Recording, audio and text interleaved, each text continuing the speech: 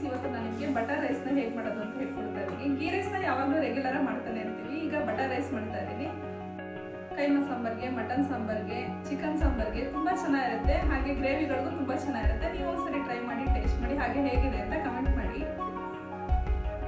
ಒಂದು ಕುಕ್ಕರ್ನ ಬಿಸಿಗೆ ಇಟ್ಕೊಂಡಿದ್ದೀನಿ. ಇಲ್ಲಿ ಒಂದು 3 ಸ್ಪೂನಷ್ಟು ಬಟರ್ ಇದೆ. ಬಟರ್ ಹಾಕೋತಾ ಇದ್ದೀನಿ. ಬಟರ್ ಕರಗಬೇಕು.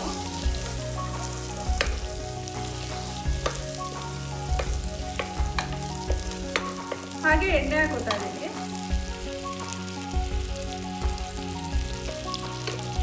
ಎಣ್ಣೆ ಸ್ವಲ್ಪ ಹಾಕೋಬೇಕು. ಒಂದು 50 ಗ್ರಾಮ್ ಅಷ್ಟು ಎಣ್ಣೆ ಹಾಕೊಂಡ್ರೆ ಸಾಕು.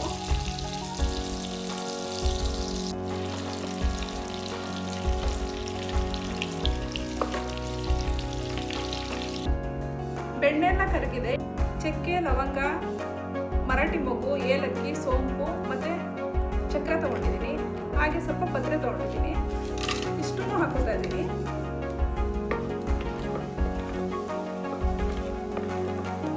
ಇವಾಗ ಹಸಿಮೆಣಸಿನ್ಕಾಯಿ ಹಾಕೋತಾ ಇದ್ದೀನಿ. ಹಸಿಮೆಣಸಿನ್ಕಾಯಿನಲ್ಲಿ ಒಂದು 4 ಹಸಿಮೆಣಸಿನ್ಕಾಯಿ ತೊಗೊಂಡಿದ್ದೀನಿ.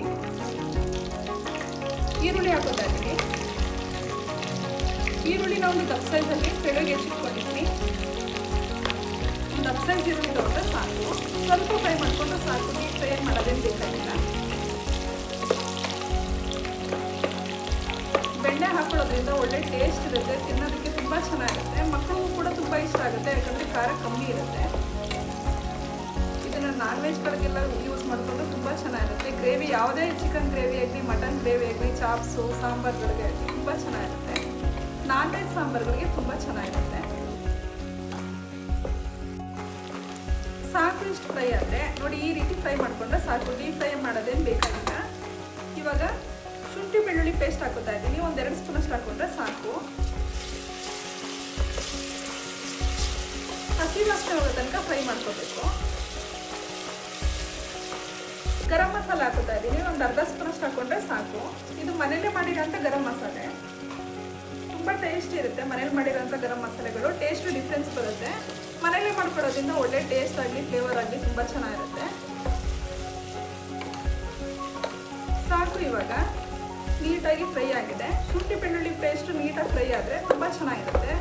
ಒಳ್ಳೆ ಫ್ರೇಗ್ರೆನ್ಸ್ ಬರುತ್ತೆ. ಇವಾಗ ನೀರು ಹಾಕೋತಾ ಇದ್ದೀನಿ. 4 ಲೋಟದಷ್ಟು ನೀರು ಹಾಕೋತಾ ಇದ್ದೀನಿ.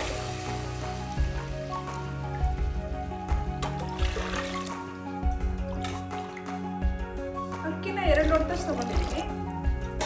ನೀರನ್ನ 4 ಲೋಟದಷ್ಟು ಹಾಕೋತಾ ಇದ್ದೀನಿ. ಮಿಕ್ಸ್ ಮಾಡ್ಕೋಬೇಕು. ಇವಾಗ ರುಚಿಗೆ ತಕ್ಕಷ್ಟು ಉಪ್ಪು ಕೂಡ ಈಗಲೇ ಹಾಕೋತಾ ಇದ್ದೀನಿ. ಹರಡುಪ್ಪು ತಗೊಂಡಿದ್ದೀನಿ.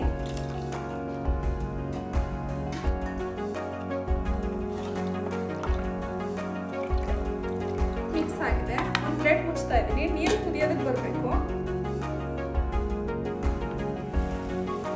ನೀರು ಕುದೀತಾ ಇದೆ. ಕೊತ್ತಂಬರಿ ಸೊಪ್ಪು ಹಾಕೋತಾ ಇದ್ದೀನಿ. 1 ಹಿಡಿಯಷ್ಟು ಕೊತ್ತಂಬರಿ ಸೊಪ್ಪು ತಗೊಂಡಿದ್ದೀನಿ.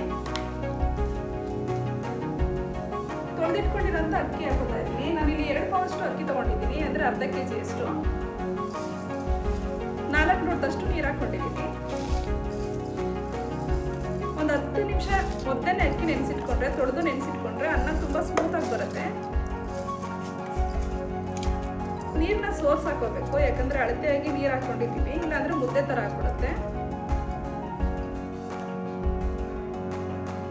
ಮಿಕ್ಸ್ ಮಾಡ್ಕೋಬೇಕು.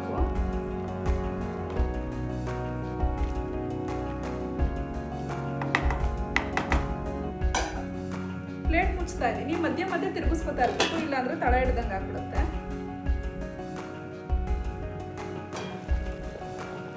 ಮಧ್ಯೆ ಮಧ್ಯೆ ತಿರುಗಿಸ್ಕೊತಾ ಇರಬೇಕು. ನೀರು ಸುಂಡೋ ತನಕ ಇದೇ ರೀತಿ ಮಾಡ್ಕೋಬೇಕು.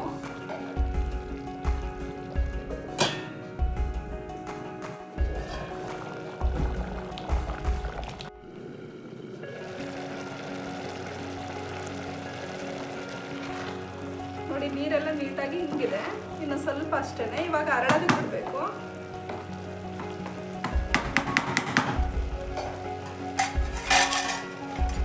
ಲೋ ಫ್ಲೇಮಲ್ಲಿ 10 ನಿಮಿಷ ಹರಳೋದಕ್ಕೆ ಬಿಡಬೇಕು.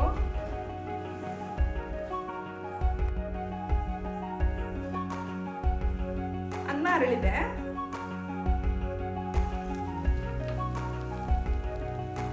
ಬಟರ್ ರೈಸ್ ರೆಡಿ ಆಗಿದೆ. ನಿಮಗೆ ನಾನು ಮಾಡಿರೋ ರೆಸಿಪಿ ಇಷ್ಟ ಆಯಿತು ಅಂತ ಹೇಳಿದ್ರೆ ಲೈಕ್ ಮಾಡಿ, ಶೇರ್ ಮಾಡಿ, ಕಮೆಂಟ್ ಮಾಡಿ, ಹಾಗೆ ನನ್ನ ಚಾನಲ್ಗೆ ಸಬ್ಸ್ಕ್ರೈಬ್ ಮಾಡಿ.